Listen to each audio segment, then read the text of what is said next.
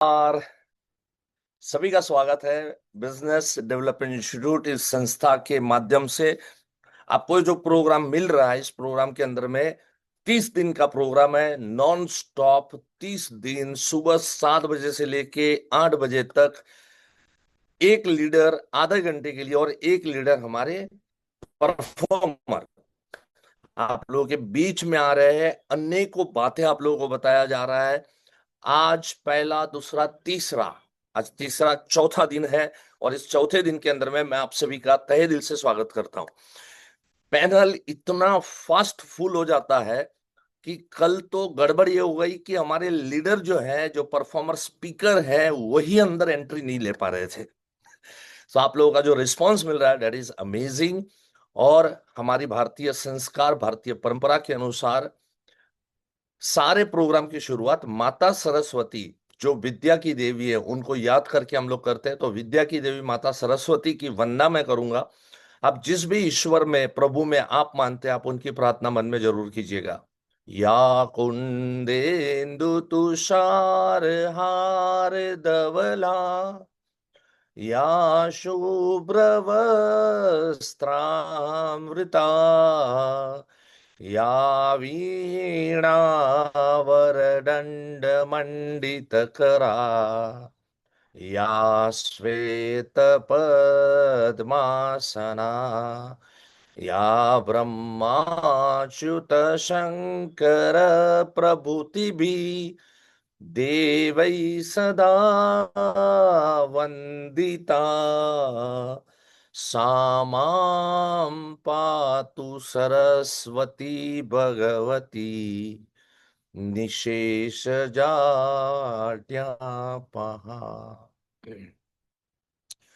Thank you so much दोस्तों। And yes, मैं कल के लिए आप सभी को कह दूं कि रुकावट के लिए खेद था कल के लिए। बट बेफिक्र रहिएगा, मुझे पता है सैनकी जी बहुत ही पावरफुल लीडर हैं, जिनको आपको कल ज्यादा देर तक सुनने को नहीं मिला। तो उनको हम वापस एक बार रखेंगे और आधे घंटे के लिए या जो भी 40 मिनट्स के लिए उनका जो स्लॉट होगा, उस स्लॉट के अंदर में वो आपको बातें बताएंगे। चलिए दोस्तों, तो आज की शुरुआत करता हूं। और ये जो वेन्यू है ना, ये बहुत लोग जानते होंगे, जो लोग मेरे यूट्यूब चैनल को रेगुलर देख रहे हैं। अगर आप मेरे YouTube चैनल के हर वीडियो को रेगुलर देख रहे हैं तो आपको पता है ये वेन्यू कौन सा है। आज मैं अहमदाबाद के अंदर में, मेरी बहन, मेरी सिस्टर जो है, मेरी दीदी है, उनके यहाँ पे मैं हूँ। क्योंकि कल अहमदाबाद के अंदर में बहुत ही धमाकेदार वनडे का कोर्स था। एक टीम के लिए स्पेशली एक टीम ने मुझे इनवाइट किया था और वो वाला सेशन मैंने कल यहाँ पर कंडक्ट किया। फंडामेंटल कोर्स मैंने कंडक्ट किया और आज अभी आप लोगों के बीच में हूं। ये 30 दिन में ना इसी तरह से हम रूबरू होंगे। कभी पुणे से हम बात करेंगे, कभी दिल्ली से बात करेंगे, कभी कलकत्ता से बात करेंगे। लेकिन 7 से 8 बजे आप लोगों के बीच में मैं या हिरेन भाई, हम दोनों, और हमारे अल्पेश भाई, हम सब जो जितने भी लीडर हैं हमारे, हम सब आपके बीच में बैक टू बैक आते रहेंगे। चलिए दोस्तों, आज मैं आप लोगों के बीच में आधे घंटे के लिए हूं। जैसे आपको मॉड्यूल पता है कि 7 बजे से लेकर 7:30 बजे तक हमारा जो मॉड्यूल है उसमें लीडर रहेंगे और 7:30 बजे से लेकर 8 बजे तक हमारे परफॉर्मर रहेंगे। और पैनल जो है ऑलमोस्ट फुल हो चुका है। अभी कोई इसके अंदर में आउट होता है तो भी बेचारे को तकलीफ हो जाती है, राइट। लेकिन आप एक ऐसे नेटवर्क में बैठिए, ऐसी जगह पे बैठिए कि जहां से आपको नेटवर्क पावरफुल मिल सकता हो। फ्रेंड्स, आज बहुत इंपॉर्टेंट मैं बात करने वाला हूं, बहुत ही जबरदस्त मैं बात करने वाला हूं। दो मुद्दे मैं हमेशा रखूंगा आपके बीच में। आधा घंटा है लेकिन आधे घंटे में दो मुद्दे रखूंगा। और हमारे जो परफॉर्मर लीडर रहेंगे वो भी आपके बीच में से कम दो मुद्दे तो आपके बीच में रखेंगे। सबसे पहला मुद्दा, और आज आप लोगों को सबको मालूम है कि हम सबको एक बेसिक प्रॉब्लम सता रहा है, और वो ये है, आजकल के जनरेशन के सामने जब हम बैठते हैं तो हमेशा से एक प्रश्न आता है, खड़ा हो जाता है कि मैं मेरे सारे पैसे जो है वो शेयर मार्केट में लगाऊंगा या म्यूचुअल फंड में या एसआईपी के अंदर में लगाऊंगा, वहां पे रिटर्न ज्यादा है। मैं इंश्योरेंस सेक्टर के अंदर में या एलआईसी के अंदर में मैं अपने पैसे लगाना नहीं चाहता। आज बहुत सारे लोगों का एक माइंडसेट बना है क्रेडिट बोलो या डेबिट बोलो, गोस टू जितने भी चैनल्स है जो यूट्यूब के ऊपर में जो इस तरह का प्रोपोगेंडा किया जा रहा है या एडवर्टाइजमेंट है कि म्यूचुअल फंड सही है, म्यूचुअल फंड सही है, ये प्रोपोगेंडा की वजह से एक माइंडसेट बना हुआ है।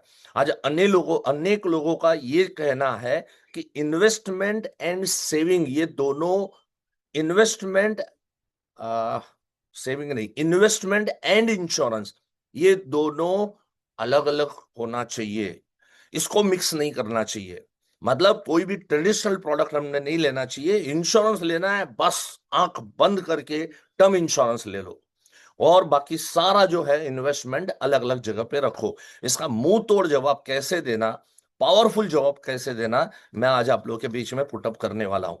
और उसके बाद हमारे ग्रेट परफॉर्मर आज हमारे कैलकाटा से बिलोंग कर रहे हैं और अलग अलग प्रांत से आप लोगों को, दोस्तों को सुनने को मिल रहा है, राइट। तो उनका भी इंट्रोडक्शन मैं बाद में दूंगा। पहले दो मुद्दे मेरे आप लोगों के बीच में पुटअप करता हूं। सबसे पहला मुद्दा दोस्तों है द मोस्ट इंपॉर्टेंट थिंग, ये जो हो रहा है, ये जो 30 डेज का हमारा जो प्रोग्राम है, हमेशा याद रखना, आपका एसोसिएशन आपकी इनकम तय करता है। आप किन किन के साथ एसोसिएट हैं, जैसे यहां पर सेकंड डे के अंदर में गणेश जी ने बहुत सुंदर बात बताई थी।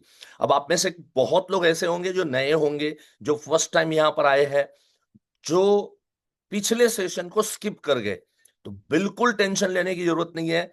BDI थिंक टैंक करके जो एप्लीकेशन है, उस एप्लीकेशन के अंदर अभी ऑलमोस्ट 3 दिन का रिकॉर्डिंग जो है वो चढ़ चुका है।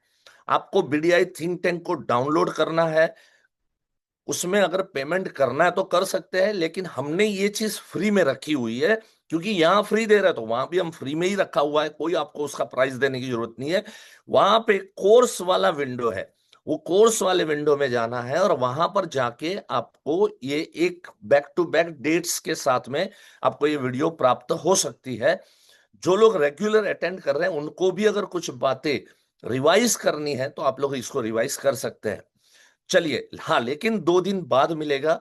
जैसे आप देख रहे हैं कि अभी 3 दिन, चौथा दिन है, तो अभी 3 दिन का हमने उसके ऊपर अपलोड किया है, because it's time consuming process है, इतना आसान भी नहीं है कि तुरंत के तुरंत हो जाए। सो 2 दिन का आपको वेट करना पड़ेगा। हो सकता है वी विल ट्राई कि एक दिन के अंदर ही उसको चढ़ा दिया जाए, बट फिर भी मैं सफर मतलब बफर टाइप के साथ आपको बताना चाहता हूं कि 2 दिन आप पकड़ के इसको चलना। तो मैं यह कहना चाहता था कि हमारे गणेश जगताप जी ने बहुत सुंदर बात बताई थी कि हमेशा पॉजिटिव एनवायरनमेंट के अंदर में रहो, नेगेटिविटी से दूर रहो। और ये फैक्ट है दोस्तों, जितना आप पॉजिटिव एटमॉस्फियर के अंदर में रहते हैं उतना आपका काम अच्छा होता है। अब देखो, ये अगले 30 दिन के अंदर में आपका काम अच्छा डेफिनेटली होगा। मैंने आप लोगों को परसों के दिन में जब मैं था तो मैंने आप लोगों को कहा था 2 पॉलिसी आप लोगों को सेल करना है, राइट। सो 2 पॉलिसी सेल करना है। वैसे ही हर मीटिंग के अंत में आप एक टारगेट बनाओ कि मुझे आज यहां से पार्टी को मिलना है और मुझे कम से कम 2 पॉलिसी मेरे को सेल करना है। आपको सबको मिशन है 10 लाख का प्रीमियम। ये बार बार मैं याद दिलाते रहूंगा, हमारे लीडर से याद दिलाते जाएंगे। 1 महीने के अंदर में 10 लाख का प्रीमियम, 2 लाख का कमीशन और 50 केस आप लोगों को करने हैं, 50 केस कंप्लीट करने हैं। और अगर आप ये करते हो तो मैं आपको एक जबरदस्त रिवॉर्ड दूंगा। BDI की तरफ से आपको एक इनाम मिलेगा। क्या इनाम मिलेगा मालूम है आपको? आपको इनाम, 3 इनाम मिलेंगे। 10 लाख का प्रीमियम इनाम के तौर पे मिलेगा, 50 केस इनाम के तौर पे मिलेंगे, और सबसे इंपॉर्टेंट बात है कि आपका 2 लाख रुपए के आसपास का कमीशन इनाम के तौर पे मिलेगा। अरे ये इनाम कम है क्या कि और इनाम की हमको तलाश है? सबसे बड़ा इनाम हमारा परफॉर्मेंस होता है, याद रखना। सबसे बड़ा जो प्राइस जो होता है, वो भी देखो, प्राइस को भी प्राइस बोलते हैं और प्राइस को भी प्राइस बोलते हैं। जो हम कमीशन कमाते हैं वो भी प्राइस है, वो भी कीमत है, और जो प्राइस होती है, जो मान सम्मान मिलता है, वो भी प्राइस है। बहुत ही सोच समझ के शब्द बनाने वाले बनाते हैं। पॉजिटिव को पॉजिटिव कहा जाता है और नेगेटिव को नेगेटिव कहा जाता है। और आज तक ऐश्वर्या राय की भी नेगेटिव अगर आप देखोगे ना, तो वो डायन ही आपको दिखेगी, लेकिन ऐश्वर्या राय की पॉजिटिव देखोगे तो आपको कलर ही कलर उसके अंदर में नजर आएंगे। हमेशा पॉजिटिव एटीट्यूड और एटमॉस्फेयर के अंदर में आपको रहना है। देखो इसका फर्क क्या पड़ता है, आप किनके एसोसिएशन में हो। कल मैंने बहुत सुंदर ये बात बताई थी और जितने भी लोग वहां पर उपस्थित थे सबने जम के तालियां बजाई थी। ध्यान से सुनना, मेरी बात को समझना। एसोसिएशन का फर्क कितना पड़ता है, आप किनके साथ एसोसिएट है। चलिए एक मान के चलिए आपने एक 10 लाख रुपए का कोई प्लॉट लिया, छोटी सी आपने एक प्लॉट ली, एक बंगलो बन सकता है उतनी जगह आपने वहां पर ली किसी के कहने से। 10 लाख रुपए का आपने प्लॉट लिया, बगल में 6 महीने के बाद बगल में कब्रिस्तान वहां पर बन गया और सामने स्मशान गृह बन गया। जरा बताइए आपके 10 लाख के प्लॉट की क्या हालत होगी। 10 लाख का प्लॉट कोई 2 लाख रुपए में भी खरीदेगा नहीं। एसोसिएशन का फर्क क्या है वो समझने की कोशिश करो। अगर आपने प्लॉट लिया उसके बगल में अगर कब्रिस्तान बन गया या स्मशान गृह बन गया तो आपके प्लॉट की कीमत खत्म होगी। कौन भूतों के सामने रहने को तैयार होगा बताओ मेरे को। मुफ्त में भी अगर ये प्लॉट किसी को दोगे तो वो प्लॉट मुफ्त में भी कोई लेने को तैयार नहीं होगा। लेकिन आपने 10 लाख का प्लॉट लिया और बगल में अमिताभ बच्चन ने जगह ली, शाहरुख खान ने जगह ले ली, सामने अक्षय कुमार आ गए, क्या होगा आपके 10 लाख के प्लॉट का। आपके 10 लाख का प्लॉट 10 करोड़ की कीमत आपको दिला सकता है।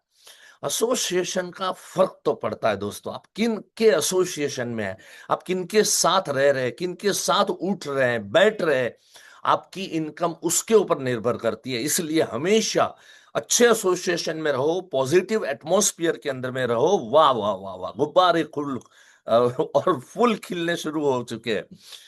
तो ऑलवेज ये ध्यान आपको रखना है, राइट। सो ये पहला मेरा मुद्दा था। Now let us move to the second point, जो सीधी मैं सेलिंग पॉइंट के ऊपर मैं आपको दूंगा। एक पॉइंट से मैं आपको मोटिवेट करूंगा और एक पॉइंट मैं ऐसा दूंगा जो डायरेक्ट आपको सेल के अंदर में ट्रिमेंडस काम आएगा। हमारा सबसे बड़ा प्रॉब्लम क्या होता है कि आजकल लोग एसआईपी म्यूचुअल फंड की बातें करते हैं और वहां हमारी बोलती बंद हो जाती है, क्योंकि जब रिटर्न की बात अगर आएगी तो वहां हमारी बोलती बंद हो जाती है। दोस्तों आज मैं आप लोगों के बीच में 5 मुद्दे पुटअप करने वाला हूं। नोट और पेन लेके तो बैठे हैं कि नहीं बैठे हैं। हमेशा से याद रहो, 1 घंटा जब बैठो नोट और पेन लेके बैठो, ताकि मुद्दे जो है ना वो स्किप नहीं होने चाहिए। मुद्दे लिखने हैं आपको। मैं आपको 5 मुद्दे कहूंगा, ये 5 मुद्दे आपको बैक टू बैक वहां पर नोट करने हैं और ये पार्टी को जाके बता के आना है। आज तक जितने लोगों ने आपको एसआईपी म्यूचुअल फंड में लगाऊंगा, इन्वेस्टमेंट एंड इंश्योरेंस को मिक्स नहीं करना चाहिए, इसको अलग अलग रखना चाहिए, इनको जाके ये 5 मुद्दे जो है उनके सामने पुटअप करना मैं चैलेंज देता हूं। आज कम से कम 2 पॉलिसी आज भी बेच के आप लोग आओगे। और हमारे मानस कौर जो है कैलकाटा के पावरफुल हमारे परफॉर्मर है, वो भी बहुत से आइडिया देंगे। उनमें से भी कुछ आइडिया, जब कोई आइडिया मिलती है ना तो सामने क्या करना है, उस आइडिया के सामने आपको कम से कम 5-10 प्रोस्पेक्ट के नाम लिखने हैं कि जो लोगों ने आपको कोई ना कोई बहाना करके बाहर भेज दिया था। देखिए ये जो सेशन है ये आपको सपोर्ट क्या करेगा मालूम है। जैसे आपका घर में कोई जगह पे आपने ताला लगाया है, अब ताला लगाया है लेकिन चाबी का पूरा गुमछा है, उसमें 50-60 चाबी है और आपको पता नहीं चल रहा है कि ये कौन सी वाली चाबी से खुलेगा। तो यहां पर भी मान के चलो कि आपके पास बहुत सारे ऑब्जेक्शंस है, लेकिन उसकी चाबी हमारे किसी न किसी सेशन के किसी न किसी आइडिया से आपको निकल के आएगी। वो चाबी जब मिल जाए ना तो सीधा पहुंच जाओ उस ताले के पास में कि आज तो मेरे राजू भाई, आज आप देखो मैं कैसे आपको समझाता हूं। तो वैसे 5 मुद्दे अभी मैं आपके बीच में रखूंगा। सबसे पहले इसको टाइटल आपको देना है तो इसको टाइटल आप दे सकते हैं कि 5 स्टेजेस ऑफ मनी। लिख लो, सभी के सभी लोग लिखो, टाइटल दे दो 5 स्टेजेस ऑफ मनी।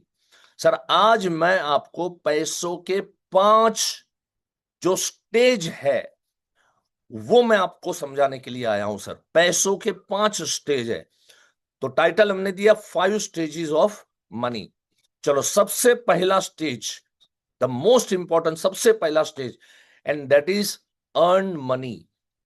सर पैसे को कमाना पड़ेगा। चलो पहले 5 स्टेज को लिख दो, उसके बाद में मैं आपको इसका ब्यौरा देता हूं कि पार्टी के सामने ये 5 स्टेज किस तरह से पुटअप करना है। पहले लिखते जाओ, फटाफट लिखते जाओ।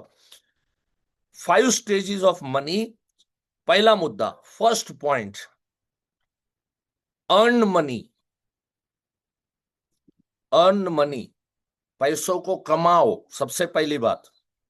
5 स्टेज है, उसमें सबसे पहला स्टेज है पैसे को कमाना पड़ेगा। So earn money, EARN, earn money, पैसे को कमाओ, हिंदी में कहेंगे। दूसरा मुद्दा है, सेकंड पॉइंट है, सेव मनी, पैसे को बचाओ, सेव मनी। तीसरा स्टेज है इन्वेस्ट मनी, पैसों का नियोजन करना चाहिए, राइट, पैसे को लगाना चाहिए कहीं पर, तो इन्वेस्ट मनी थर्ड स्टेज के ऊपर में आता है, इन्वेस्ट मनी। फोर्थ स्टेज के अंदर आता है, चौथा मुद्दा, मल्टीप्लाई मनी। मल्टीप्लाई मनी मतलब इसको कई गुना बढ़ाने का प्रयास करना चाहिए, multiply money. Multiply, MULTPLY, right, multiply your money, चौथा मुद्दा। पांचवा मुद्दा, द मोस्ट इंपॉर्टेंट मुद्दा है पांचवा मुद्दा, मेंटेन योर मनी। जो कमाया है, बचाया है, इन्वेस्ट किया है, मल्टीप्लाई किया है, उसको क्या करना पड़ेगा, मेंटेन करना पड़ेगा। So maintain your money. So ये 5 मुद्दे आप लोगों के बीच में यहां पर मैंने रखे। हिरेन भाई ने बहुत सुंदर तरीके से 5 मुद्दे आपको लिख के दिए, right. Earn your money, save your money, invest money, multiply money and maintain money. चलो अभी इसको अच्छे से समझते हैं ना, ध्यान से समझते हैं। किसी के भी सामने बैठो और उसको कहो कि सर मैं आज आपको 5 स्टेज पैसों के बताने आया हूं। देखो कोई सेलिंग की बात नहीं, कोई तू ये खरीद ले, वो खरीद ले, म्यूचुअल फंड गलत है, शेयर मार्केट बेकार है, थर्ड क्लास है, देखो अभी क्या हालत हो गया, कितना डाउन हो गया। कोई झंझट मत करो, राइट, कुछ मत करो, क्योंकि कमाया भी है, कमाया भी है। तो हमें बहुत सोच समझ के ऐसे लोगों के सामने हमको बैठना पड़ेगा और उनको कहो सर ये 5 स्टेज है, सबसे पहला स्टेज है हमने कमाना पड़ेगा। सर आप कमा रहे हो इसीलिए तो आपके सामने आके बैठा हूं, किसी वेले के सामने क्यों जाके नहीं बैठा? क्योंकि कोई कमा ही नहीं रहा है, निकम्मा है, उसके सामने जाके बैठ के करूंगा क्या, भजन करूंगा मैं उसके सामने बैठ के? तो आप कमा रहे हैं सर, पहले स्टेज पे आप अच्छा कर रहे हैं। क्योंकि आज के जमाने में जनरली लोग 50,000, 60,000, लाख रुपया कमाना बहुत आसान बात है और लोग कमा भी रहे हैं, राइट। सो अर्न मनी क्लियर है। फिर उसको कहो कि सर दूसरे स्टेज के ऊपर में आता है सेव मनी। दूसरे स्टेज पे क्या आता है, सेव। सेव मनी का मतलब है सर पैसों की बचत करनी है। अब आप कहोगे हम तो कर रहे हैं, हम तो SIP लिया है, वो बचत नहीं है सर। बचत के 2 रूल है, ये भी लिखना पड़ेगा आपको, राइट। बचत के 2 रूल है। सबसे पहला रूल, सबसे पहला रूल, बचत के 2 रूल। पहला रूल, आपके कैपिटल की गारंटी होनी चाहिए। बचत में आपके कैपिटल की गारंटी है। तो पहला मुद्दा कैपिटल गारंटी, मतलब आपने जो मुद्दल लगाई है ये मुद्दल कभी माइनस नहीं हो सकती। इसको बोलते हैं सेविंग का ये फॉर्म है, राइट। सेविंग का जो फॉर्म है, बचत का जो है वो नियम है कि आपका कैपिटल कभी कम होने नहीं देगा। इसको बोलते हैं सेविंग सर। सेविंग का दूसरा रूल, हमेशा प्लस होके ही मिलेगा। भले 5% मिले, भले 6% मिले, भले 4% मिले, लेकिन प्लस होके ही मिलेगा। उसको उदाहरण के तौर पे बोलो, सर आपने अगर 10 लाख की FD की तो कभी ऐसा हुआ कि 10 लाख की FD का 9 लाख रुपया मिला? बिल्कुल नहीं। इसको बोलते हैं सेविंग्स, बोलते हैं इसको बचत बोलते हैं सर। बचत का गुण है, सबसे पहला गुण क्या है, कभी कैपिटल कम नहीं करेगा। और गुण नंबर 2, हमेशा आपको प्लस में ही मिलेगा, कभी माइनस नहीं जा सकता, कुछ ना कुछ जरूर मिलेगा। तो ये 2 गुण सेविंग के। फिर उसको बोलो, तीसरे नंबर पे आता है सर इन्वेस्ट मनी। करना चाहिए सर, किसने मना किया, जरूर करो, इन्वेस्ट भी जरूरी है सर। सो इन्वेस्ट करना जरूरी है। इन्वेस्ट का मतलब, इन्वेस्ट का गुण क्या है मालूम है आपको? रिटर्न 18% मिल सकता है, 22% मिल सकता है, 24% मिल सकता है। आपका पैसा 5 साल में डबल हो सकता है। ये इन्वेस्टमेंट का गुण है। हाँ, लेकिन इन्वेस्टमेंट का एक अवगुण क्या है सर, कि वो माइनस में भी जा सकता है। इन्वेस्टमेंट का दूसरा अवगुण क्या है मालूम है? फ्लक्चुएट रिटर्न है। कभी 18 मिल गया, कभी 2 हो गया, कभी -2 हो गया, कभी -5 हो गया, कभी वापस 6% हो गया। तो इन्वेस्टमेंट का रिटर्न फ्लक्चुएटेड है। कौन मना करेगा बताओ मेरे को? कौन कहेगा कि नहीं ऐसा नहीं है, वैसा नहीं है? आप जो कहोगे सही कहोगे, और पार्टी के दिल में बैठ जाएगा ये बात।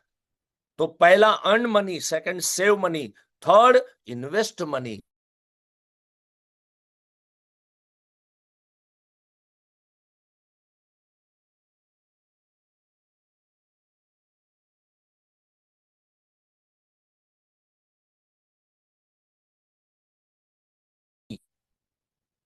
किताब का नाम है साइकोलॉजी ऑफ मनी। साइकोलॉजी का स्पेलिंग बड़ा भयानक है। मुझे बरसों के बाद पता चला कि साइकोलॉजी का स्पेलिंग जो है वो पी से शुरू होता है। हमें तो ऐसा लगा था कि साइकोलॉजी का स्पेलिंग एस से शुरू होता है, क्योंकि हम सब लोग क्या है, वर्नाकुलर लैंग्वेज में पढ़े हुए लोग हैं। हाँ, तो साइकोलॉजी मतलब एस, लेकिन शुरू होता है पी, क्योंकि सब्जेक्ट ही साला भयानक है साइकोलॉजी वाला। तो ये किताब का नाम है साइकोलॉजी ऑफ मनी, राइट? अभी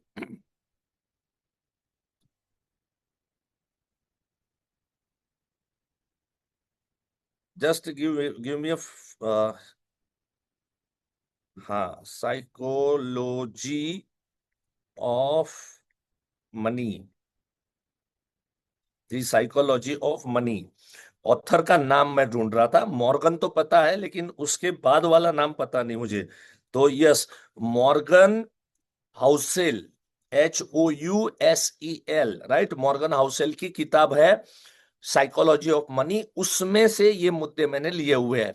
मैं कई बार कहता हूँ लेक्चर के अंदर में, अच्छी अच्छी किताबें पढ़ो, अच्छी अच्छी किताबों में से बहुत सारा खजाना मिलता है, रेगुलर रीडिंग रखो। आपको अल्पेश भाई ने भी फर्स्ट डे के अंदर में सलाह दिया था, लेकिन आप लोग पढ़ते नहीं हो। कोई प्रॉब्लम नहीं है, या पढ़ो तो अच्छी बात है, न पढ़ो तो कम से कम इस तरह के प्रोग्राम को तो अटेंड करो।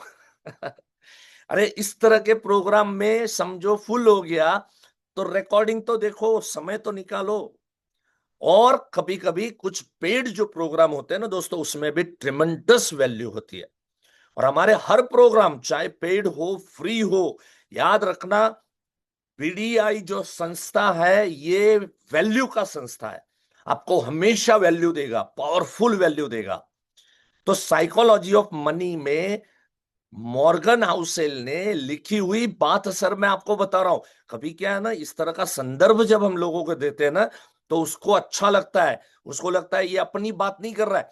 देखो सर, जो आदमी ने साइकोलॉजी ऑफ मनी, मैं तो बोलता हूं किताब साथ में रखो, रखने में क्या प्रॉब्लम है? डेमोन्स्ट्रेशन है ना, 150, भले मत पढ़ना। जो मुकेश जोशी ने पढ़ के सुना रहा है आपको, तो बुक साथ में रखो, उसको बोलो सर ये किताब वर्ल्ड की बेस्ट सेलिंग किताब है सर, और बेस्ट लोगों, करोड़ों लोगों ने पढ़ी हुई किताब है सर। इस किताब के अंदर में लिखा है। मुझे बताइए कि मॉर्गन हाउसेल ने इन्वेस्ट मनी पहले क्यों नहीं लिखा? अर्न मनी के बाद इमीडिएटली इन्वेस्ट मनी क्यों नहीं लिखा? क्या पागल आदमी है? लेकिन दुनिया आपको क्या सिखाती है मालूम है? दुनिया आपको सिखाती है नहीं, जैसा कमाओ वैसा इन्वेस्ट करो। गलत बात है सर, गलत बात है। इन्वेस्टमेंट एंड सेविंग दोनों अलग है। आप बोलते हो ना इन्वेस्टमेंट एंड इंश्योरेंस को एक नहीं करना चाहिए, मैं आपको यह कहना चाहता हूं, इंश्योरेंस, इन्वेस्टमेंट एंड सेविंग को एक मत करो। दोनों की अलग अलग जगह है, दोनों का अलग अलग इंपॉर्टेंस है। तीसरे स्टेज के ऊपर में आता है इन्वेस्ट योर मनी। चौथे स्टेज के अंदर में आता है मल्टीपल योर मनी। अपने पैसों को मल्टीपल करो। अगर आप अभी इन्वेस्टमेंट में अच्छे पैसे कमाए हो तो आप क्यों ना ऐसी कोई स्टार्टअप कंपनी हो रही है जिसके अंदर में अपना पैसा लगाओ, जैसे वो शार्क टैंक वाले करते हैं ना। शार्क टैंक के अंदर में क्या होता है, वो अपना नया प्रोडक्ट लाता है, कोई नया इनोवेशन है, कुछ नया स्टार्टअप है, तो शार्क टैंक के जो शार्क वहां पर बैठे हुए हैं वो लोग क्या कहते हैं, चलो ठीक है 10% इक्विटी मेरा, मैं आपकी कंपनी में 2 करोड़ रुपए लगाऊंगा। तो इस तरह का नेगोशिएशन होता है। मतलब वो लोग क्या कर रहे हैं, वो लोग इन्वेस्ट नहीं कर रहे, वो लोग मल्टीपल कर रहे हैं। वो अपनी एबिलिटी से उसको गाइड करके वो उसको पैसों को मल्टीपल करने की कोशिश, वहां पर 1 साल में 2 साल में डबल हो सकता है। सो कोई बिजनेस कर रहा है उसमें अगर आप अपना हिस्सा लगाते हैं, राइट, तो वहां पे क्या हो गया, आपका पैसा आप मल्टीपल कर रहे हैं। लेकिन देखो, आज बहुत सारे लोग इन्वेस्टमेंट में मानते हैं लेकिन मल्टीपल करने में, क्योंकि खतरा है, वहां भी खतरा है, बहुत डेंजर खतरा है। सिर्फ आपका पैसा सेफ एक ही जगह पे है बस। सो ये हो गया हमारा मल्टीपल योर मनी। पांचवा मुद्दा है, and that is maintain your money. कहीं मल्टीपल करने गए और मल्टीपल के चक्कर में आपने मेंटेन जो पैसा कमाया वो भी गंवा दिया, ऐसा नहीं चलेगा। तो बहुत सोच समझ के सर फैसले लेने पड़ते हैं, पैसों का मामला है। जब आप ग्रो, आपका जो एप्लीकेशन है ओपन करते हो, या कोई भी जो आपका म्यूचुअल फंड एसआईपी ओपन करते हो, और जो रेड दिखता है ना सर, रेड लाल कलर दिखता है ना, डेंजर है सर, बहुत डेंजर है। ये कभी नहीं होना चाहिए। कब करो, पहले सेव करो, उसके बाद में रेड होगा ग्रीन होगा कोई फर्क नहीं पड़ना चाहिए। तो इस तरीके से सर हमारा इन्वेस्टमेंट, हमारा पैसों का स्टेज होना चाहिए। ये 5 स्टेज की किसी के भी साथ खुल के चर्चा करो, आपको डेफिनेटली कोई मना नहीं करेगा। आपको कहेगा वो बंदा कि यार अच्छा बात तूने मेरे को बताया, तेरी बात सही है। और जो जले हुए लोग हैं, जो ऑलरेडी नुकसान किए हुए लोग हैं, वो तो इमीडिएटली तैयार हो जाएंगे आपके साथ में सेविंग करने के लिए। सो हम जो प्रोडक्ट बेच रहे हैं उसको कभी भी एसआईपी म्यूचुअल फंड के साथ कोई कंपैरिजन नहीं है। 5 स्टेज है, इसी 5 स्टेज को हमको फॉलो करना चाहिए। और सर इसमें कोई भी सीक्वेंस ऊपर नीचे भी करना अलाउड नहीं है, वरना ऑलरेडी ऑथर ही उसी सीक्वेंस के अंदर में हमको बताता, ऑथर बताता अर्न करो और उसके बाद में सीधे मल्टीप्लाई करो। नहीं हो सकता सर, मुश्किल है। तो अर्न करो, सेव करो, इन्वेस्ट करो, मल्टीप्लाई करो और मेंटेन करो। चलो ये नया मुद्दा है, और ये नए मुद्दे लेके आज कम से कम 2 पॉलिसी आपको सेल करनी है। जिन लोगों ने आपको ये बाधा दी है, ये ऑब्जेक्शन दिया, मैंने उसका चाबी आप लोगों के सामने दिया हुआ है। चलिए दोस्तों, अब मैं बात करूंगा हमारे जो अगले परफॉर्मर स्पीकर है, उनकी जिक्र करूंगा, उनकी बात करूंगा। बरसों बरसों का हमारा एसोसिएशन है कैलकाटा में। आज ऑलमोस्ट हर महीना मेरा विजिट होता है। इस महीने में भी मैं 23 तारीख को जब जाऊंगा तो मानस जी वहां पर सामने बैठे होंगे मेरे। रेगुलर ट्रेनिंग में मानने वाला अगर कोई इंसान, मैंने बहुत रेयर देखे हैं ऐसे, कि जो रेगुलर बरसों बरसों तक ट्रेनिंग को बिलीव करते हैं। 17 टाइम एमडीआरटी कर चुके, 17 साल लगातार बैटिंग हर साल। देखो यहाँ पे मेंटेन, तो मेंटेन परफॉर्मेंस को भी मेंटेन करना पड़ता है, राइट। सो परफॉर्मेंस को मेंटेन करते आए हैं। और पिछले 4 साल से गैलेक्सी क्लब कर रहे हैं। और इस साल का 3 महीने के अंदर में, जनवरी फरवरी और मार्च में, 3 महीने में इस साल का 2027 का एमडीआरटी करके आपके सामने आए हुए, अ ग्रेट परफॉर्मर। हम जो 12 महीने में आप लोग जो काम नहीं कर सकते, वो काम मानस जी ने 3 महीने के अंदर में कंप्लीट किया हुआ है। सो नाउ ओवर टू मानस जी। और आपके बीच में अभी आधा घंटा नॉन स्टॉप बहुत सुंदर बातें मानस भैया करेंगे। मानस जी, खूब भालो नमस्कार। दिखते हो आप। थैंक यू सर, स्वागत है थैंक यू आपका। सर। स्वागत है, स्वागत नमस्कार। है। सर वॉइस क्लियर है? वॉइस क्लियर है सर? एकदम क्लियर है, परफेक्ट है। Fine, fine, fine. Good morning to all of you. Thank you जितने लोग अभी सुनने के लिए बैठे हैं इतना सुबह सुबह। तो सभी को मेरे का वेलकम है, हार्दिक वेलकम है। फ्रेंड्स, मेरा एजेंसी चालू हुआ था आज से 26 साल पहले, जुलाई 99 में।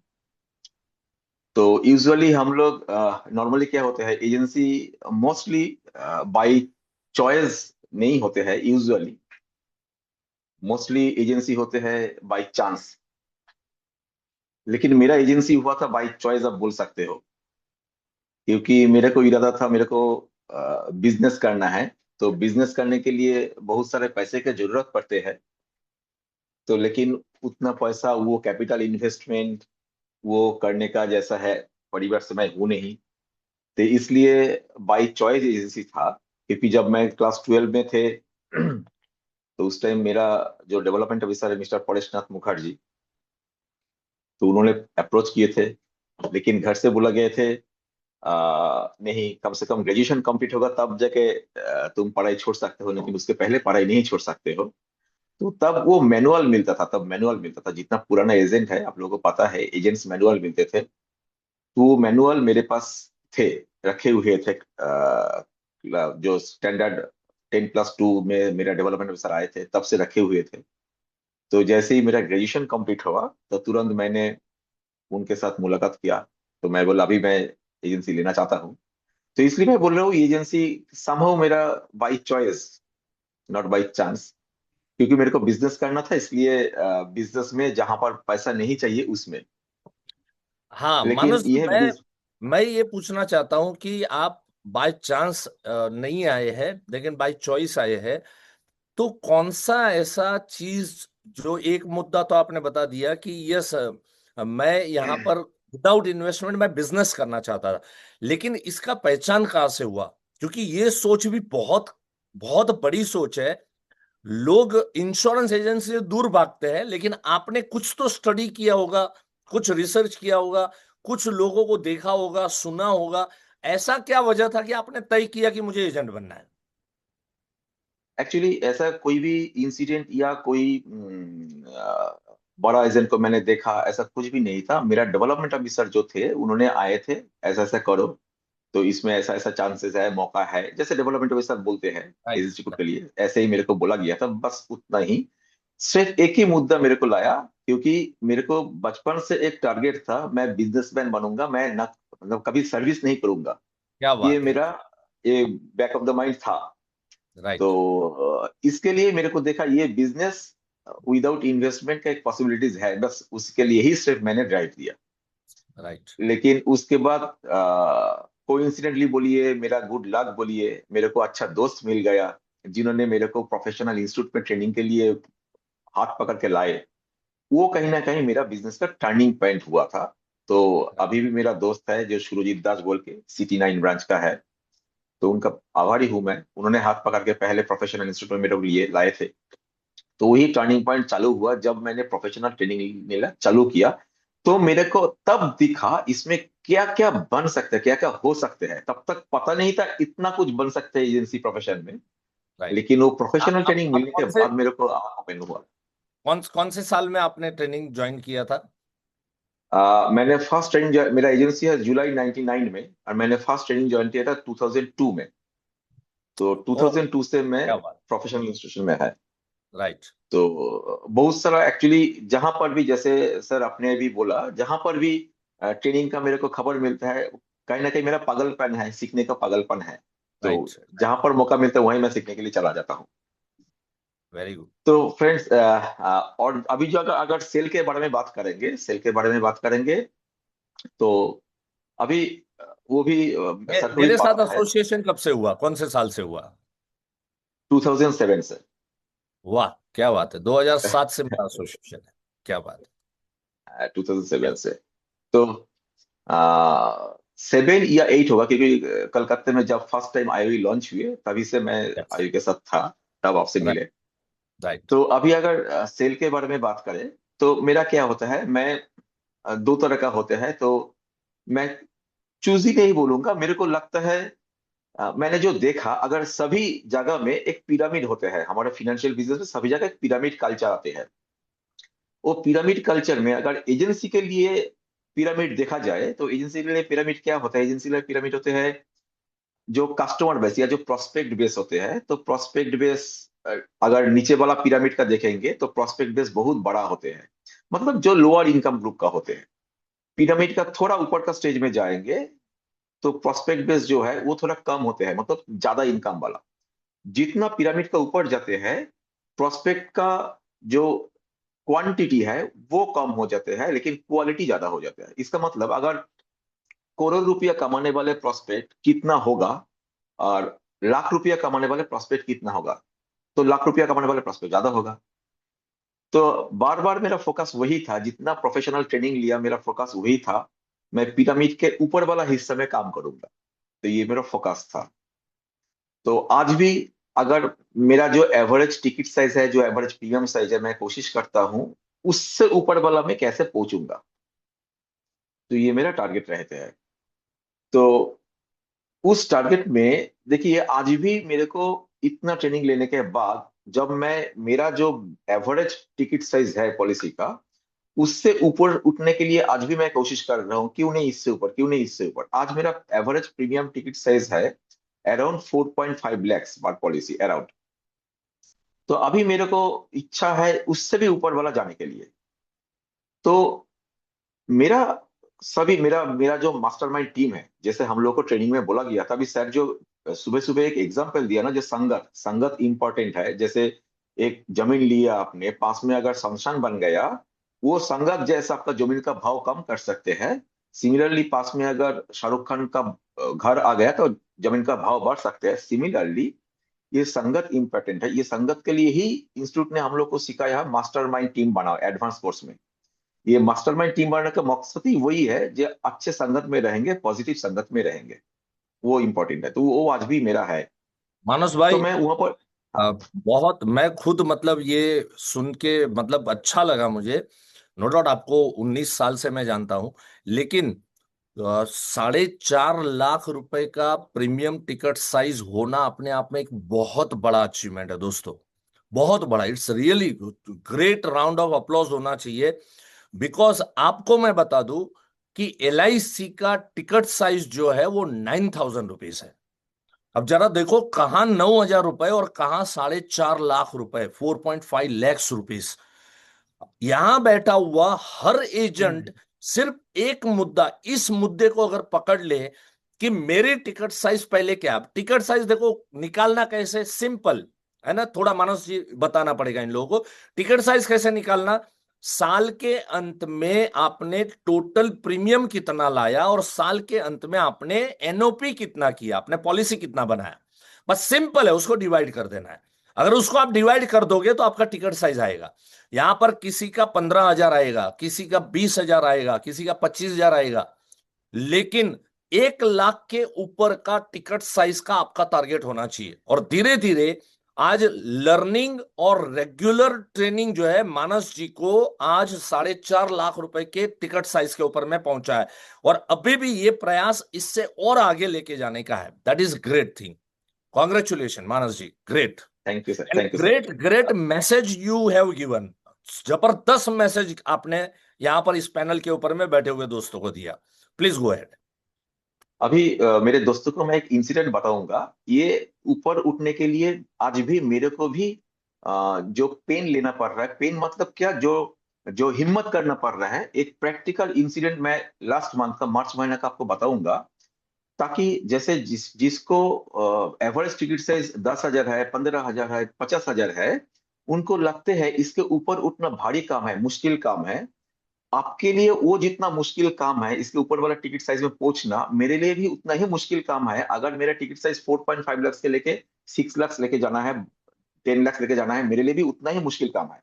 एंड वही मुश्किल काम मैंने भी डर डर के कैसे कर रहा हूं अभी, उसका एक शेयरिंग दूंगा, ताकि आपको भी सेम लगे, जो मेरे लिए भी ऐसे ही है, मेरे लिए भी इजी नहीं है। ग्रेट। अभी हमारा जो डिविजनल ऑफिस है, हावड़ा डिविजनल ऑफिस, तो रिसेंटली आपको पता है अभी वेस्ट बंगाल में नजदीक में इलेक्शन है। तो अभी हावड़ा डिविजन ऑफिस के बगल वाला बिल्डिंग में इलेक्शन कमीशन ऑफ इंडिया का ऑफिस शिफ्ट किया गया है, जस्ट मार्च के फर्स्ट वीक में। अभी मुश्किल क्या हुआ, जैसे मार्च के फर्स्ट वीक में हमारे डिविजन ऑफिस के बगल में ही इलेक्शन कमीशन का ऑफिस शिफ्ट किया गया है, उसमें इतना सिक्योरिटी प्रॉब्लम आ गया, पूरा आसपास तो सिक्योरिटी घेर के रखे हैं। अभी सामने इलेक्शन है, इसके लिए ज्यादा सिक्योरिटी है। राइट। अभी डिवीजन ऑफिस से गाड़ी एक बार घुसा देते हैं, गाड़ी निकलना मुश्किल हो जाते हैं सिक्योरिटी के लिए। अभी इसमें क्या इंसिडेंट हुआ देखिए, तो डिवीजन ऑफिस में मार्च महीने में जो क्लोजिंग के लिए एक पेपर्स के लिए गए थे, राइट। तो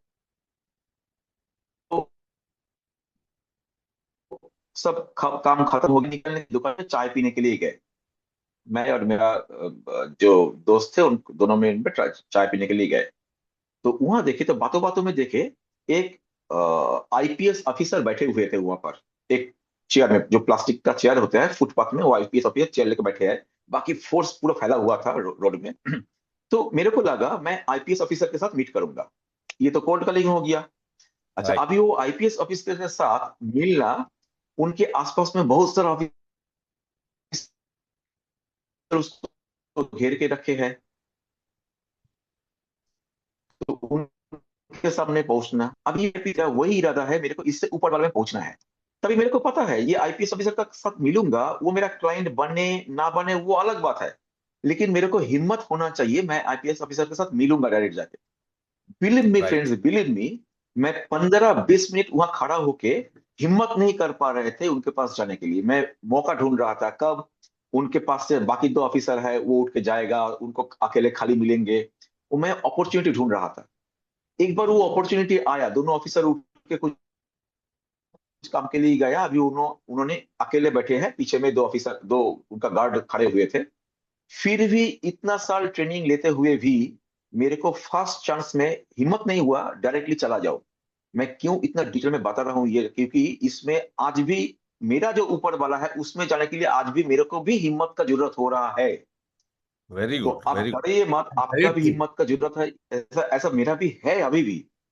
लेकिन फिर भी मैं वहां सोचा, मैंने अपने आप को बोला, इतना सारा ट्रेनिंग लिया, सरों का इतना आशीर्वाद मिला, आज मैं अगर हिम्मत नहीं करूंगा, जो जूनियर एजेंट है उसको कैसे हिम्मत होगा। ये मेरे हम्म। को प्रूफ करने के लिए मैंने इतना ट्रेनिंग लिया, ये मेरे को प्रूफ करने के लिए उनके पास जाना पड़ेगा ही पड़ेगा, तो मैंने छोड़ा नहीं। फिर मैंने गाड़ी में गया, गाड़ी में जाके मेरा जो कार्ड होल्डर है वो कार्ड होल्डर लाए। तो मेरा ड्राइवर बोल रहा था स्टार्ट करे, मैंने कहा, रुको रुको अभी नहीं। तो मैं कार्ड होल्डर लेके आए। फिर दोबारा वहां आके मैंने पोजीशन ले लिया, उनसे 2-4 फुट दूरी खड़ा हुआ गया हो गया मैंने, वो चाय के दुकान के पास। फिर और एक मौका मिला, फिर वो दो ऑफिसर उठ के कहीं कुछ काम के लिए आगे गए थे। मैं तुरंत उनके सामने चला गया कार्ड लेके। मैंने बोला, sir, my name is Manoj Kar, I am as a financial adviser. मैं लास्ट 2 महीने से आपसे मिलने के लिए कोशिश कर रहे थे सर, ये मैंने झूठ बोला, लेकिन उनको बोलना होगा। लेकिन इंटर आपके ऑफिस में एंट्री नहीं मिल रहा था, तो प्लीज सर मैं आपसे मिलना चाहूंगा। तो उन्होंने फिर कार्ड देखा, कार्ड देखने के बाद बोला, okay, I will call you someday. तो वो उन्होंने बोला, अभी जब उनके पास से ये मैंने कार्ड देके फिर मुड़ के आ रहे थे, मेरे को लगा यस, मैं जीत गया, आई एम सक्सेसफुल।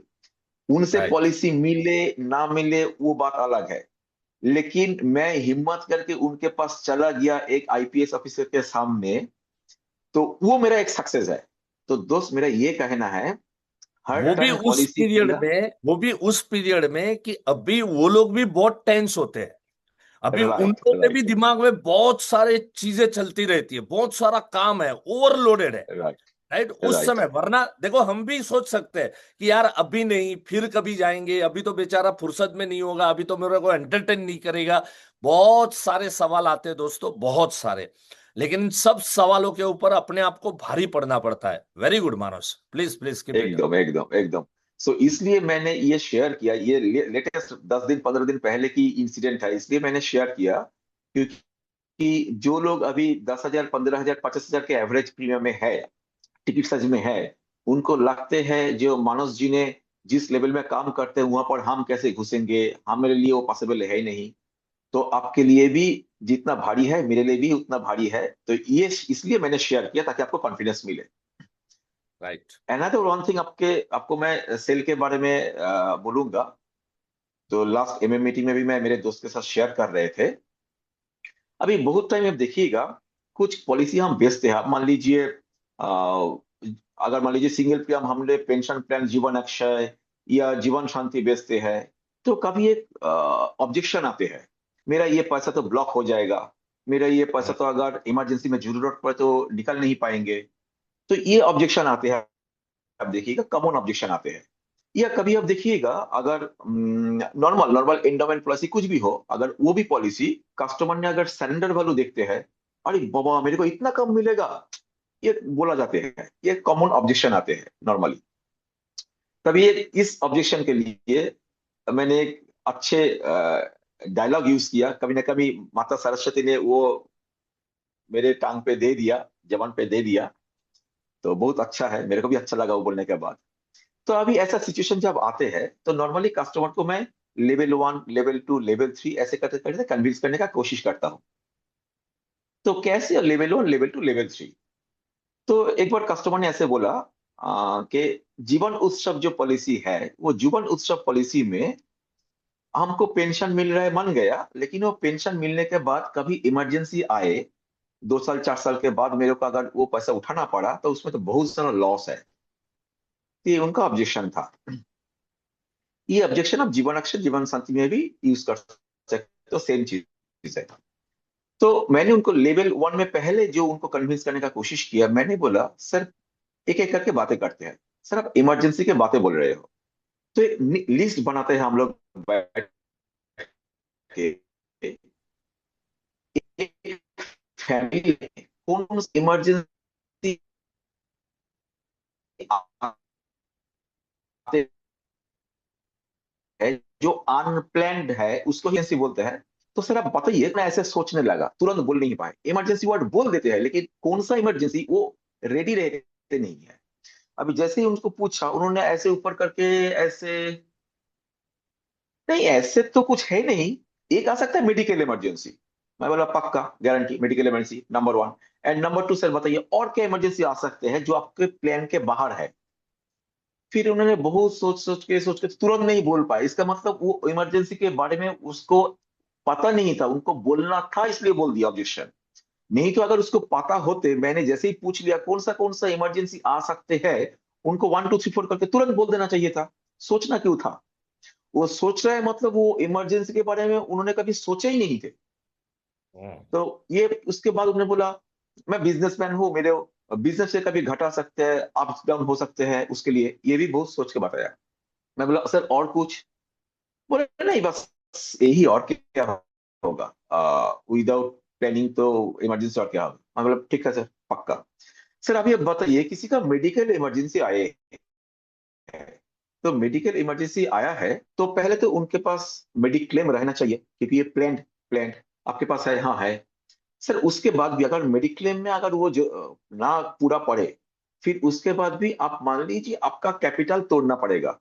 आपके पास फिक्स्ड डिपॉजिट है, आपके पास पोस्ट ऑफिस सेविंग्स है, आपके पास इक्विटी मार्केट इन्वेस्टमेंट है, शेयर्स म्यूचुअल फंड सब कुछ है, आपके पास मेरा जीवन उत्सव भी है। तो ये सब अभी तोड़ने का मौका आ गया। सर अभी देखिए हम लोग ये भी सुने हैं, अगर लोग क्राइसिस में आते हैं, फैमिली क्राइसिस में आते हैं, तो लोगों को ऐसा भी दिन आए थे घर का गहना भी बेचना पड़ा। वो तो अलग चीज है, होते हैं सर, होते हैं। तो ऐसा अगर आपको फिनेंशियल प्रोडक्ट बेचना है, सरेंडर करना है, तो कौन सा प्रोडक्ट को आप पहले सेल करोगे? Fixed deposit, mutual fund, shares, post office savings, LIC policy, कौन सा पहले आप सरेंडर करोगे? क्योंकि आप सरेंडर करते करते करते करते जब सब खत्म हो जाएगा तब जाके आप गोल्ड बेचोगे, अगर ऐसा दिन आया तो। नहीं नहीं नहीं, उतना तो नहीं, उतना तक नहीं आएगा, वो खुद बोल रहा है, नहीं उतना तक नहीं जाएगा। अब ना फिर भी आप मान लीजिए मेरी मर्जी से किसी के घर में आए, अभी उनके पास पूरा 1 करोड़ रुपया उनका पोर्टफोलियो है, मतलब कैपिटल है 1 करोड़, मान लीजिए।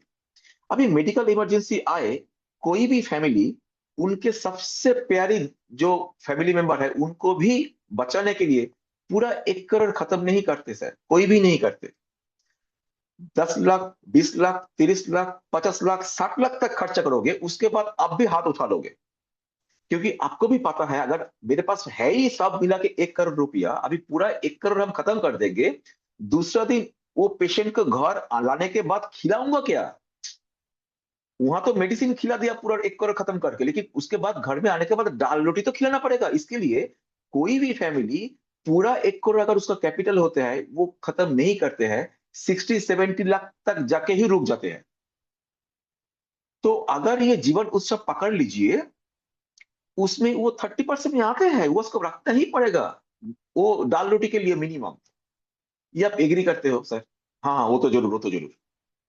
तो फिर उन्होंने बोला फिर अगर इसमें प्रॉब्लम है तो फिर ये लूं क्यों फिर से।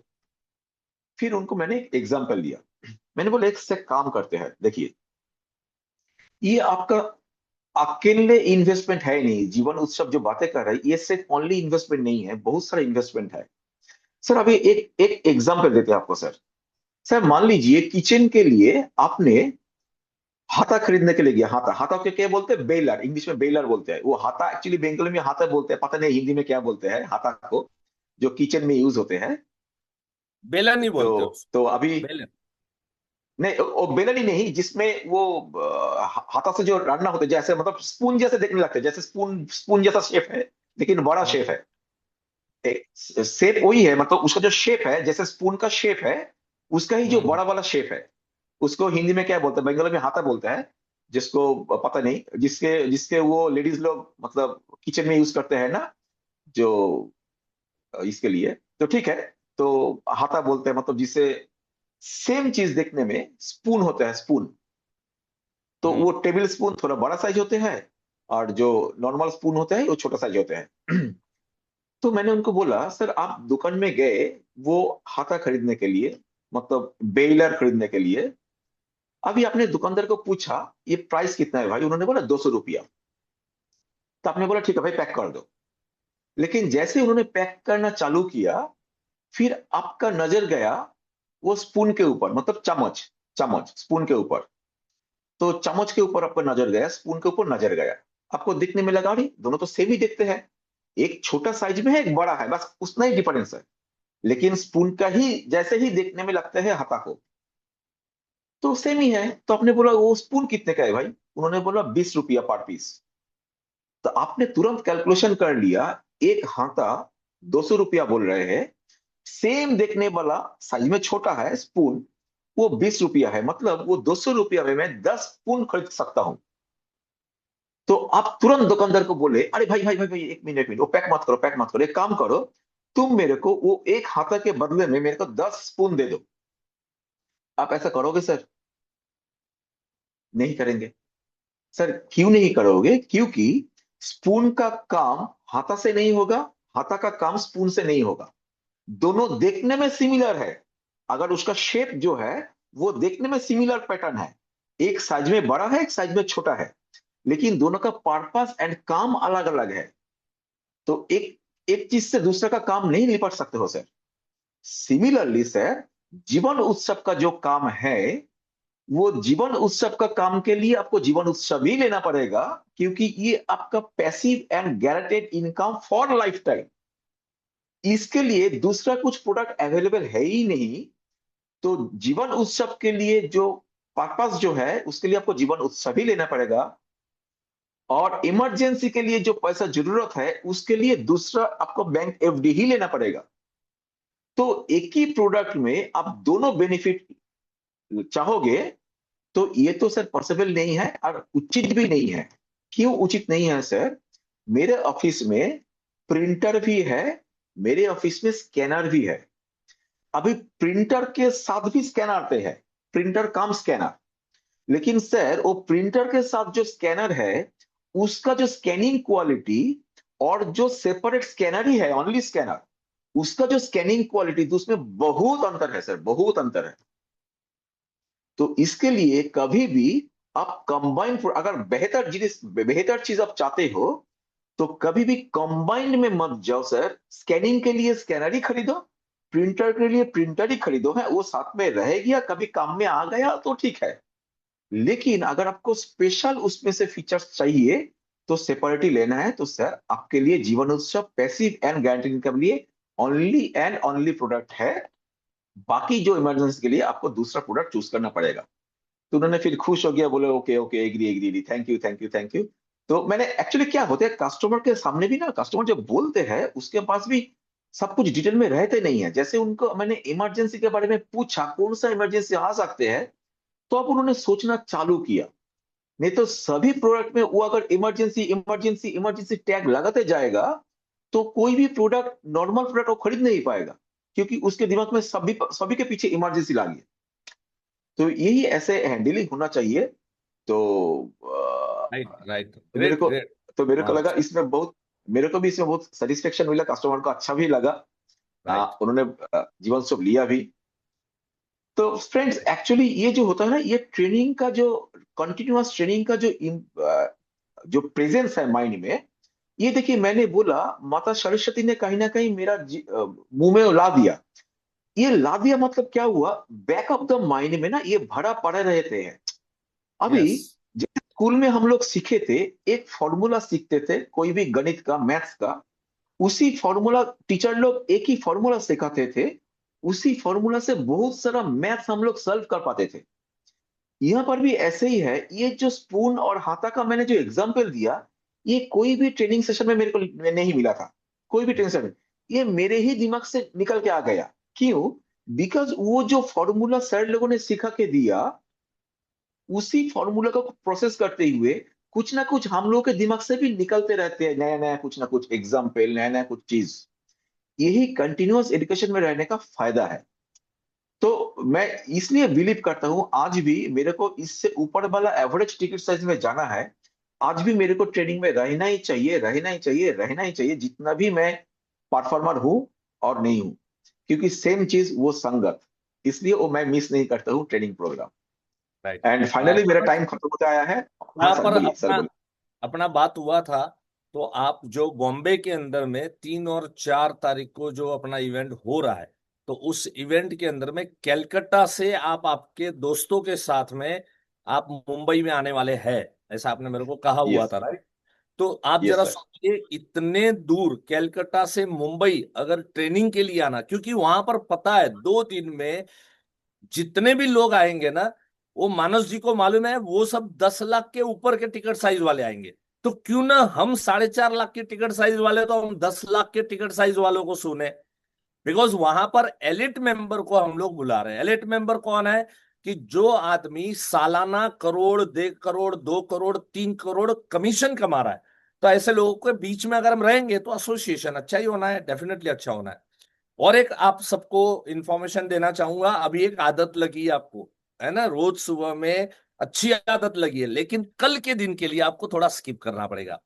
ट्यूसडे के दिन हमने आप सब लोगों से छुट्टी मांगी थी, तो कल हमारी छुट्टी रहेगी। वेडनेसडे में हम अगेन इसी तरह के पावरफुल परफॉर्मर के साथ में आपके बीच में रहेंगे।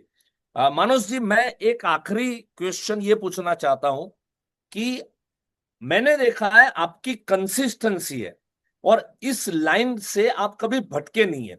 बहुत लोग क्या करते हैं कि एलआईसी एजेंसी है, उसके बाद में फिर मेडिक्लेम पॉलिसी बेचना शुरू कर दिया, तो एलआईसी एजेंसी को थोड़ा स्लो कर दिया। उसके बाद में कुछ लोग म्यूचुअल फंड एसआईपी के अंदर में घुस गए, तो उन्होंने फिर वो मेडिक्लेम और लाइफ पॉलिसी बेचना छोड़ दिया या तो कम कर दिया। मैंने देखा है आपकी कंसिस्टेंसी रहती है। उसके पीछे आपके दिमाग में कौन सी सोच है? आप करते सब है, सर, मुझे मालूम है, आप लाइफ एजेंसी भी है, आपका जीआईसी एजेंसी भी है, आपका म्यूचुअल फंड का भी कामकाज है। लेकिन मैंने देखा है कभी भी मानस जी ने लाइफ एलआईसी के बिजनेस को कम होने नहीं दिया। वो कौन सा लॉजिक काम करता है? सर एक्चुअली मेरा जो म्यूचुअल फंड का एजेंसी है, वो म्यूचुअल फंड का एजेंसी मेरा 19 साल पुराना एजेंसी है, 19 साल पुराना। ओ हो। लेकिन वो 19 साल पुराना म्यूचुअल फंड एजेंसी में आज भी मेरा सिर्फ एयूएम बने हैं अराउंड 3 to 4 करोड़ ओनली। ओ 19 साल में ओनली 3 to 4 करोड़। तो इसका इंडिकेशन क्या है? क्यों मैंने ये फिगर बताया? फिगर इसलिए बताया, ये म्यूचुअल फंड का एजेंसी सिर्फ मेरे को एंट्री लेने के लिए रखे हैं मैंने सिर्फ। ये राइट मेरे को राइट इनकम के लिए मैंने नहीं रखा। राइट क्योंकि वो म्यूचुअल फंड की एजेंसी है, तो उसमें मैं कुछ ना कुछ सीखता रहता हूँ। उसका जो सीखता हूँ, उसका ये मेरे एलआईसी एजेंसी में कैसे एंट्री लेने के लिए वो काम में आए, उसके लिए। अभी क्यों मेरे को पता है, आपने एक बहुत अच्छा चीज आपने बताए थे। आपका ये बात मैंने बहुत सेशन में बताए थे, बहुत डीओ के सेशन में जब जाते हैं स्पीच के लिए बुलाते हैं, आपका ये राइट बात मैंने बोला था। बहुत जगह आपने एक टाइम बोले थे हम लोग सेकेंड थर्ड फोर्थ जो एजेंसी ले रहे हैं दूसरा फाइनेंशियल प्रोडक्ट का, इसका हम्म। मतलब क्या हुआ? आप मान लीजिए टाटा का आयरन एंड स्टील का फैक्ट्री है। अब इस टाटा का आयरन एंड स्टील का फैक्ट्री है, उनको भी कार का फैक्ट्री डालना है। तो हम्म। कभी भी आयरन एंड स्टील का फैक्ट्री का बिजनेस कम करते हुए कार का फैक्ट्री डालते नहीं है। वो राइट। आयरन एंड स्टील का फैक्ट्री मेंटेन करते हुए कार डालते हैं, उसके बाद और कुछ राइट। डालते हैं। इसका मतलब एक बिजनेस से जो कमा रहे थे वो कभी भी घटना नहीं चाहिए। उसके बाद तुम दूसरा फैक्ट्री डालो, तीसरा फैक्ट्री डालो, कोई दिक्कत नहीं वेरी है। गुड। राइट। लेकिन ये आपने बोला था तो वो मैंने मेरे दिमाग में था, घुसे थे। दूसरा मैंने देखा, मेरे को अगर मान लीजिए मेरे को अगर साल में 1 करोड़ रुपया कमाना है, अगर जी। मेरे को साल में 50 लाख रुपया कमाना है, तो मैं देखता हूं मैं जिस लाइफ इंश्योरेंस इंडस्ट्री में हूं, उस इंडस्ट्री में दम है क्या एजेंट को 1 करोड़ दिलाने का, एजेंट राइट। को 50 लाख दिलाने का, एजेंट को 2 करोड़ दिलाने का दम है क्या? वो राइट। प्रूफ मैं ढूंढता हूं। अगर वो प्रूफ ढूंढता हूं, देखता हूं ऑल ओवर इंडिया में बहुत सारे एजेंट है जिनको एलआईसी से ही 1 करोड़ 2 करोड़ 3 करोड़ मिल रहा है। इसका राइट। मतलब उस एजेंसी में दम है। अगर हम्म। कमाना आएता, मेरे को कमाना आता है, तो हम्म। मेरे को यहां से कमाना आएगा। लेकिन राइट। जिस दिन इस एजेंसी में मतलब एलआईसी बिजनेस में वो कमाने का मौका नहीं है, दम नहीं है, तो मैं यहां से भाग के दूसरा जगह चला जाऊंगा। राइट। लेकिन राइट। एलआईसी बिजनेस में मेरा टारगेट है साल में 1 करोड़ कमाना, मेरा टारगेट है साल में 2 करोड़ कमाना। एलआईसी बिजनेस में वो कमा रहे हैं कोई ना कोई, मतलब दम है। मेरे को अभी उसका कैपेबल बनना है उसके लिए। राइट। अगर मैं इसके लिए कैपेबल नहीं हूं, मैं अगर म्यूचुअल फंड में बिजनेस में जाऊं, दूसरा बिजनेस में जाऊं, वहां पर भी मैं फेल्योर ही बनूंगा। क्योंकि म्यूचुअल फंड में भी 2 करोड़ लोग कमा रहे हैं, 1 करोड़ कमा रहे हैं। मैं कैपेबल नहीं हूं, इसलिए मैं कहीं भी जाके सक्सेस नहीं मिलेगा मेरे को। Very true. तो वेरी ट्रू। सो डिस्कशन है मेरे कैपेबिलिटी का। दम तो राइट। बिजनेस में है, एलआईसी बिजनेस में, तो क्यों भटकू अलग अलग जगह पे जाके? अगर मेरा राइट। राइट। टारगेट एक ही दुकान से आ जाते हैं, तो मैं चार दुकान में क्यों भागते रहूं? तो ये मेरा हम्म। सोच है सर। बहुत बढ़िया, बहुत बढ़िया। राइट। और दोस्तों, तो आज बहुत सुंदर बातें मानस जी ने बताई। मानस, बहुत आनंद आया, बहुत अच्छा लगा। Great thank you. वैल्यू आपने दिया हाफ एन आवर के अंदर में। और आप कल ब्रेक करके हम वेडनेसडे को मिलेंगे। जो एजेंट सिर्फ बहुत ही कम साल की एजेंसी में मर्सिडीज में घूमता है, अगर ऐसे एजेंट को मिलना है, ऐसे एजेंट को सुनना है, तो आपको वेडनेसडे को सुबह में 6:45 को पैनल ज्वाइन करना होगा। राइट। एंड आरआरआर का जो लोग भी मन बना रहे हो, टिकट बनाओ जल्दी से। आपको